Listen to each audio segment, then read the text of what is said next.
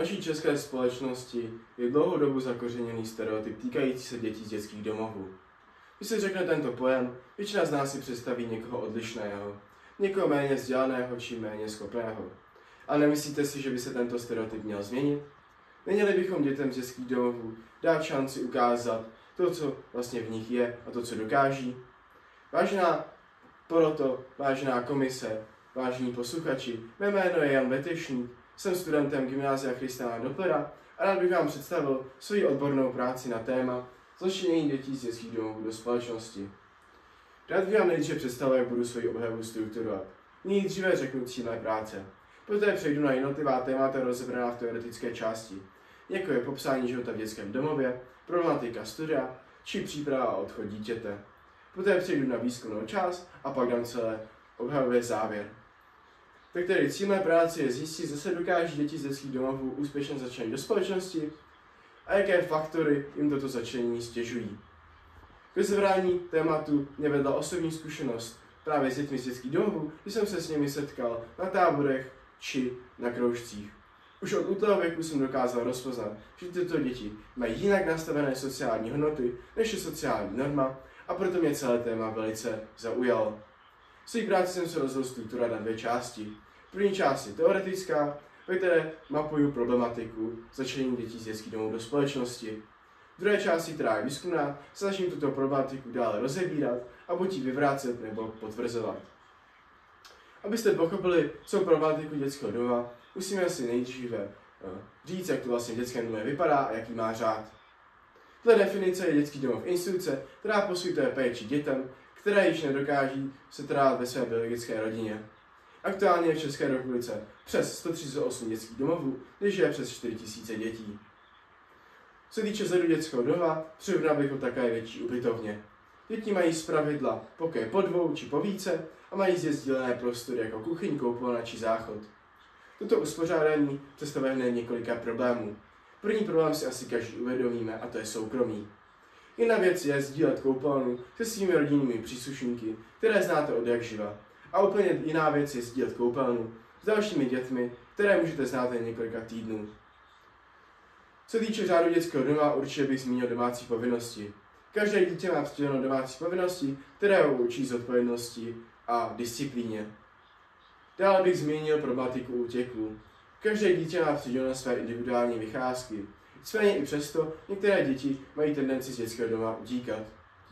Tento útěk může být způsoben adaptačním šokem, vlivem kolektivu, který dítě nepřijme, nebo touhou po svobodě. Tento útěk může představovat riziko pro dítě vzhledem k tomu, že se u nás v městě vyskytuje pedofilie a kriminalita. Další problémovou oblastí je studium. Je asi logické, že dítě, které nemá rodinné zázemí a má menší finanční podporu, má logicky menší šanci na vysokoškolské vzdělání. Nicméně celé téma zaujalo organizaci Dejme dětem šanci, která na tento popud udělala výzkum. V výzkumu jasně vyplynulo, že běžné populaci vysokoškolského nebo vyššího odborného vzdělání dosáhne přibližně každý čtvrtý člověk. U dětí z dětského doma je to každé 181. dítě. To znamená, že kdyby v průběhu svého života, nedej bože, osiřel a dostal by se do dětského domova, moje šance na vysokou školu je až 43krát nižší, což představuje obrovský sociální problém. Díky tomuhle průzkumu udělala Česká televize na toto dokument, kde se ptala respondentů, kteří měli zkušenost právě s dětským domovem, co si myslí, že je způsobeno, nebo co myslí, že je příčinou tohoto faktoru. Oni uvedli, že je to za A špatné chování některých vychovatelů, které málo podporují děti, které nejsou tak úspěšné. Tedy ty neúspěšné děti zahazují stranu a zároveň také někteří vychovatelé posílají děti na blížší školy, i když si to dané dítě vybralo nějakou lepší školu, a to z toho důvodu, že budou mít za ně menší zodpovědnost. Tento faktor je v rozporu se svobodou vzdělání a hlavně v rozporu s demokratickými hodnotami našeho státu. Další téma, které bych zde rozebral, je příprava a odchod dítěte. Příprava má dvě fáze, začíná kolem většinou 15. roku dítěte a je zde klíčová role neziskových organizací. Dítě může v dětském domově setrvat i po 18. roce, pokud dle legislativy se píše s daným dětským domovem smlouvu, že chce nadále studovat. Je zde ale věkové omezení 26. roku. Odchod dítěte znamená velmi náročné období. Proto se občas stane, že dítě sociálně selže, nezačlení se do společnosti a spadá na sociální dno. Toho může vést ke kriminální činnosti.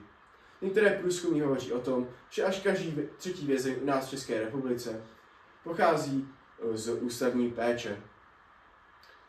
S tím je už se spletá i bezdomovectví. Dle dalších průzkumů až každý čtvrtý bezdomovec u nás v České republice pochází přímo z dětského domova, což je opravdu šokující. Bohužel je zde i faktor prostituce. Některé dívky vzhledem k finanční nouzi nebo nízkému sebevědomí mají tendenci prodávat své tělo. Kolik procent přesně nevíme, z toho důvodu, že získat data z takovéhle oblasti je velmi složité. Což mě přivádí k mému výzkumu. V první části svého výzkumu jsem chtěl zjištěnou problematiku buď zcela vyvrátit nebo potvrdit. A jak nejlépe to udělat, než na právě lidech, kteří se dětským domem prošli a úspěšně se začlenili do společnosti. Proto jsem kontaktoval dva jedince, tedy jsou v práci uvedené jako respondent A a respondent B, vzhledem k jejich anonymitě, a skrze osobní rozhovor jsem jim podal předem připravených 8 otázek, které reflektují problematiku zjištěnou v teoretické práci. Z rozhovorů vyšlo hned několika zásadních závěrů. Jedinci po opuštění dětského doma se naštěstí s předsudky nesetkávají. Bohužel však oba dva respondenti potvrdili špatné chování vychovatelů vzhledem k neúspěšným dětem. Dále také potvrdili, že by děti z dětských domovů měly být více finančně podporovány. To vzhledem k tomu, že právě finanční nouze po jejich odchodu je často vede ke kriminální činnosti a tedy ke špatné sociální integraci. Dále oba dva respondenti uvedli, že podle nich neziskové organizace jsou velmi přínosné a děti dobře učí samostatný život. Druhá část mého výzkumu byla vlastně taková, že jsem se snažil danou problematiku dále hledat na místě činu, tedy na různých dětských domovech. Zkontaktoval jsem hned několika dětských domovů a valná většina mi neodpověděla. Nicméně našly se zde i výjimky, jako je například dětský domov Počernice či dětský domov Klánovice. Ty mi tedy poskytli osobní rozhovor právě s jedním pracovníkem dětského domova. V těchto rozhovorech jsem cílil hlavně na osobní zkušenosti daných vychovatelů a snažil jsem se tedy zjistit, jestli se opravdu někteří vychovatelé chovají špatně vzhledem k motivaci dětem, a tedy co je podle nich hlavní překážka té integrace těch dětí z dětských domovů do společnosti.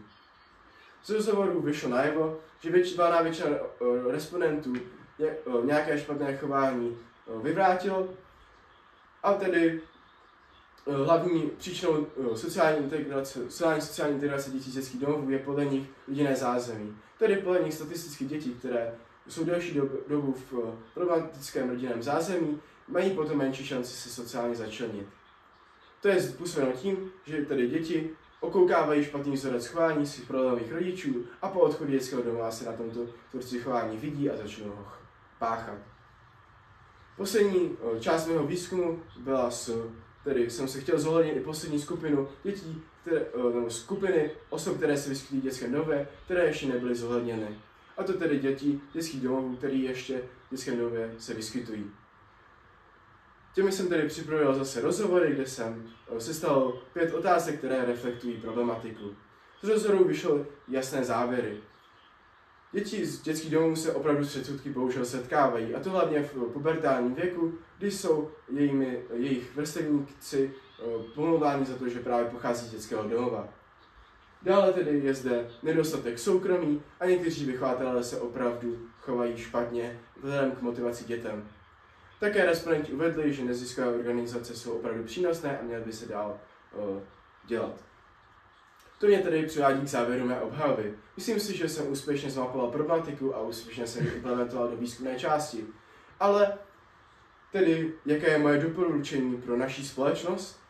Podle mě by se měla zpřístupnit více možností bydlení pro mladé, jako jsou například programy Předcvičeno 3 či Cvičeno bydlení, které umožní dětem z dětských domovů si vyzkoušet také to bydlet samostatně a tedy podněcují jejich samostatnost.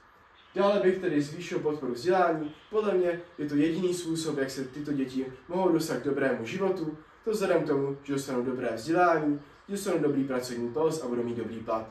S tím už se souvisí i to, že by se měla rozšířit působnost neziskových organizací, které jejich z výzkumu jasně vyplynuly, jsou velmi podnětné a pomáhají dětem.